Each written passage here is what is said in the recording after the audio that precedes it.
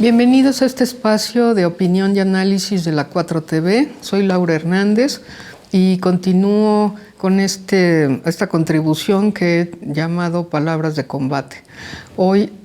abordaré el concepto de la pobreza y del pobre. Espero que sea interesante para ustedes. Voy a presentar un trabajo que titulé Arriba los pobres del mundo, los esclavos sin pan. Empiezo. Inicié Palabras de Combate, mi colaboración en este espacio de opinión y análisis de la 4TV, con el análisis de la palabra pueblo, porque es un término que López Obrador usa cuando habla de que el triunfo de su gobierno se debe al pueblo que votó por la transformación y no al Instituto Federal Electoral. Es inseparable de tal concepto la palabra pobre, pues el pueblo está constituido por los pobres, esto es, los explotados, que son quienes sufren injusticia y marginación social. Por ello, el presidente ha sido claro desde el inicio de su mandato en su compromiso de gobernar en beneficio de los pobres. Los opositores a este movimiento de transformación que busca abatir la pobreza califican despectivamente esta posición política como populismo. Una palabra que ha logrado ser popular, valga la ironía, entre la derecha neoliberal del mundo entero y que, como informa Benjamín Motif en su libro Populismo, guía para entender la palabra clave de la política contemporánea, el comité editor del diccionario Cambridge le concedió en 2017 el título de Palabra del Año, dado que su uso constituye un fenómeno, cito, local e internacional, en un momento en que tanto las poblaciones como los líderes del mundo entero lidian con problemas de inmigración y comercio, resurgimiento del nacionalismo y descontento económico. Benjamín Motif se encamina a mostrar cómo su éxito en el discurso académico a partir de los años 70 va asociado con una profunda confusión sobre su definición que varía entre diferentes enfoques, los cuales, en forma resumida, se dividirían en uno ideológico como el de Sartori, quien considera que el populismo opone al pueblo con la élite, mientras que los analistas del discurso de la escuela de Exes consideran que el populismo es un discurso que plantea reivindicaciones para el pueblo como entidad política. Habría otra postura, más de índole estratégica, que se enfoca prioritariamente en América Latina y que, dice Motif, se dio cuando el populismo neoliberal de Menem y Fujimori giró hacia la izquierda con Hugo Chávez, Evo Morales y Rafael Correa en un tránsito que se denominó la marea rosa. Este enfoque se centra en la figura del líder personalista que puede cambiar de partido o de ideología sin que eso afecte su fuerza política. Siendo tan vago este planteamiento, otros politólogos han planteado que existen grados de populismo en un líder, en dependencia de su absoluto personalismo, que es el grado más alto, y habría grados más bajos de acuerdo con la relación que tengan con sus partidos o movimientos sociales que encabezan. En el caso de México, es claro que el calificativo de Mesías que le dio Enrique Krause a López Obrador apunta a este sentido del populista personalista y pone el acento en su cambio de afiliación partidista como una prueba de su populismo. Sin embargo, como señala Óscar Chamosa, el término que surgió en la academia y que se fue haciendo cada vez más vago, acabó huyendo hacia los medios de comunicación como un epíteto que cada día se deteriora más y acabará siendo solo un hashtag. De modo que propone Chamosa, y yo lo secundo, que a los movimientos populistas volvamos a llamarlos populares. Por mi parte, yo también me atrevo a plantear la hipótesis de que el uso peyorativo de populismo en nuestra época corre paralelo a la cancelación de la noción de pobre, como un término que la academia considera poco científico porque no determina una clase o estrato económico-social, ya que se trata en realidad de un concepto cultural que el primero en formular fue Oscar Lewis en su famoso libro Los hijos de Sánchez, al cual me referiré más adelante. Antes me parece que vale la pena recordar los sentidos que se le han dado al concepto de pobre a lo largo de la historia.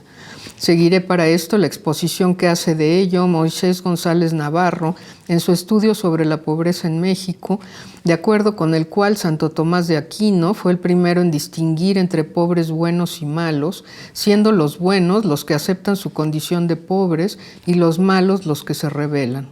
una idea moralista que será sostenida por largo tiempo por su valor político, pues hasta el propio Montesquieu pensaba que los pobres lo eran por ociosos, de ahí que recomendara que trabajaran también por la noche para mantenerlos lejos de los vicios.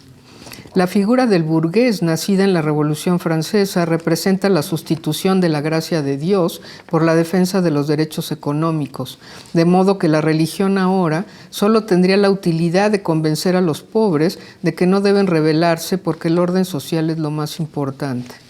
Con el advenimiento del darwinismo social en el siglo XIX,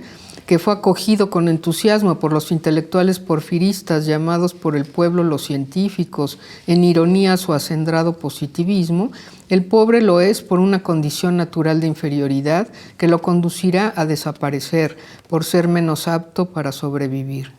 Si los ricos ayudan a los pobres es porque son caritativos, son humanitaristas, pero no humanistas, una diferencia que ha señalado acertadamente Fabrizio Mejía ante las críticas de la oposición al carácter humanista que López Obrador atribuye al movimiento de la 4T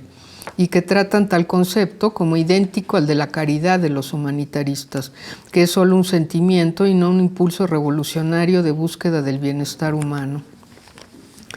Después de la Revolución Mexicana, la justicia social no se consiguió y los gobiernos posrevolucionarios mantuvieron esta cualidad moralista en el concepto del pobre como una condición que se atribuye a los vicios y al analfabetismo. Vasconcelos, por ejemplo, era de la idea de que los indios y los léperos de las ciudades no podían tener un criterio político y mucho menos gobernar, pues la clase media mestiza e intelectual, que no era ni la barbarie de los déspotas oligarcas, ni la de los campesinos miserables y viciosos del campo mexicano, era la única que podía constituir un gobierno democrático. Esta idea avanzó con firmeza hasta constituirse como una especie de alma de la revolución institucionalizada que alcanzó su clímax en los años 50 durante el corrupto gobierno de Miguel Alemán, quien prometió la modernización del país y el ascenso de la clase media como garantía del bienestar. En este contexto es que aparece el libro de Oscar Lewis sobre una familia pobre de una vecindad de Tepito, con el que se inicia la antropología urbana en México y se crea el concepto de cultura de la pobreza, que permitió que la pobreza se alejara de esa condición social moralizada y pasara a ser vista como una forma de vida, cuya característica principal era la de ser trágica. En el prólogo de su libro, Lewis define la cultura de la pobreza como un sistema notablemente estable y persistente de vida que ha pasado de generación a generación a lo largo de líneas familiares y que está constituido por la gente que está en el fondo mismo de la escala económica, los trabajadores más pobres, los cultivadores de plantaciones y esa gran masa heterogénea de pequeños artesanos y comerciantes a los que por lo general se alude como lumpenproletariado. La manera de acceder a ella era a través de las historias de vida que relataba la familia Sánchez a Lewis, con lo cual también por primera vez los pobres toman la palabra para decir lo que tienen que decir y que ha sido acallado en la interpretación melodramática de la pobreza que era dominante, como lo demuestra la película que se hizo de Los hijos de Sánchez con Anthony Quinn, que bien podría equivaler a La Rosa de Guadalupe de esta época. Por el contrario, el uso de la grabadora de cinta posibilitó el registro de los relatos autobiográficos de los miembros de las familias que Lewis estudió, logrando con ello recuperar los relatos orales de personas analfabetas que, contrario a lo que se pensaba, revelaba que los pobres podían ser grandes narradores de sus propias historias y podían tomar la palabra. El lenguaje de esta forma de vida, dominada por la violencia y el sufrimiento, está llena de explosiones de emociones que son condenadas por una racionalidad que exige el uso de la lógica, cuyo síntoma es la claridad de las ideas y no de los sentires. El lenguaje popular pasa a ser una figura folclórica que acompaña a la nación en su pasado bárbaro, ya superado, y representado en la figura de Cantinflas, el que habla un lenguaje de los pobres que no hablan los pobres, pero que sí sirve para infantilizar al pobre como el ignorante con una irracionalidad agradable, simpática, propia del pobre bueno. El dialogismo, que se consigue al abrirse al corazón del otro, es el gran valor político del método de Lewis, que no solo les dio voz a los pobres, sino que fungió como un traductor de un mundo a un género literario al que tenían acceso también todos. Por eso, en el caso de Los hijos de Sánchez, el libro se convirtió en una denuncia que aplastó el Estado por su peligrosidad como formadora de una conciencia social contra la pobreza en la época del gobierno asesino de Díaz Ordaz, que censuró la obra como una década antes había sucedido con Los olvidados de Buñuel. Abrir el discurso político hacia esa condición silenciada por los datos, que son los que paradójicamente conducen a su manipulación sentimental, es lo que permitiría una revolución de las conciencias, que me parece que es lo que también quería lograr Lewis con su libro. El epíteto peyorativo de populismo que se atribuye a un movimiento político que trabaja por el bienestar común defendería la idea de que los pobres son pobres por irracionales y violentos y que por lo tanto solo sirven para la manipulación electoral. Un movimiento popular, en contraparte, no centra su vida política en el partido, sino que el partido es el medio para conseguir el proyecto de la superación de la pobreza. Y sin duda, para eso hay que hablar de la pobreza y sobre todo dejar hablar a los pobres. Gracias por su atención y espero que les haya resultado interesante para la discusión política de las ideas. Gracias.